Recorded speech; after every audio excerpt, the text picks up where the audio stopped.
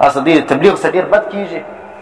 تبلیغیان چې کوم دي هغه دي خوارج بولي، تبلیغیان چې کوم دي هغه دي چیش بولي، د عبدالوهاب نجدي د عقیدې خلک یې بولي، او تبلیغیان چې کوم دي هغه غیر مقلدین بولي. دا دې په کتابو کې لیکلي وایي تبلیغ والا چې کوم دي یو مذهب هم نه مني، او تبلیغ والا وایي د جهاد منکر دي، دروغ وایي پسې. او بل دا دي وایي تبلیغ چې کوم دي دا پر علماو صرف فرض دی، او بل دا دي د تبلیغ جماعت مقصد وایي د علماو توهین دی. په مسجد کې ناست وي عالم، عامي سړی ولاړ سي تبلیغ کوي، وینې نو دا د علماو توهین دی، دا ګپ دروغ دی دا. او بل وایي تبلیغ والا عقیده د جبریو ده، وینې دا مجبور دي چې الله څخه هر څه کېدو یقین د مخلوق سره د هېڅ نه کېدو یقین، دا د جبریو عقیده و ده، نو ځکه دوی ګمراهان دي.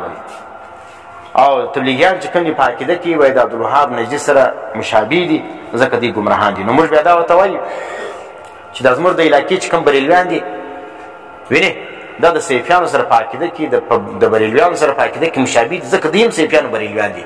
دلته دوی تبلیغیانو ته په دې وجه باندې وهابیان وایي چې د دې عقیده د هغو سره مشابه ده یا تایید یې کوي، وینې. نو موږ دا ورته وایو تاسو چې د پیر سیف الرحمن په عقیده باندې یا د احمد رضا خان په عقیده باندې بریلویان او سیفیان نه جوړېږي، نو بیا تبلیغیان سره کوم وهابیان جوړ شول. که هغه وهابیان جوړېږي نو تاسو خو بیا سیفیان او بریلویان هم سولاست.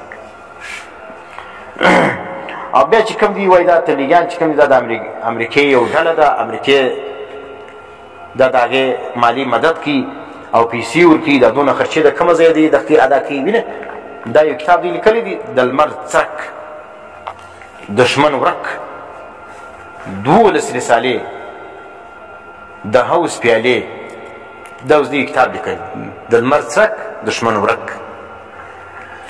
دوی په دا کې د خپله ګمراهي دغه کړې ده. په دې کې چې کوم دي علما تبلیغیان دغه د مفتي عبدالعلي صاحب دیوبندي رحمت الله علیه، او دا رقم مولوي قلم الدین چمني صاحب، دا هم یو ښه عالم تېر سوی دی، خو زه ډېر تعارف یې ماته نه دی معلوم.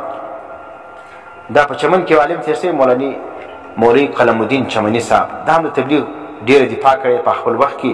دا صیفیانو بریلویانو په هغه وخت کې دا نهر کاریز علماو، دا رقم زموږ د پښین علماو، زموږ په پښین باندې اکثره بریلویان ملایان تېر سوي دي. تاریخ چې وګورئ که بریلویان نه ولو د بریلویانو تایید یې کړی دی. اکثر کتابو باندې د بریلویانو زموږ د پښین د غټ غټ علماو دستخطونه شته، چې د ښه عالم بولې د هغه دستخط پر موجود دی. نو زموږ په پښین باندې داسې سم دیوبندي علما نه دي راغلي، اکثره بریلویان دي. دا رقم مفتي عبدالعلي صاحب دیوبندي رحمت الله علیه دغه چې کوم دي دغه هم ډېر په مخ راخیستې په دا کتاب کې، یو مولوي قلم الدین چمني صاحب، یو مفتي عبدالعلي دیوبندي صاحب. دا چې کوم دي بیا یو کتاب بل پسې لیکلی دی، وینې ناکشف په نامه باندې مفتي عبدالعلي صاحب ته نسبت کړی دی او هغه باندې کتاب لیکلی دی.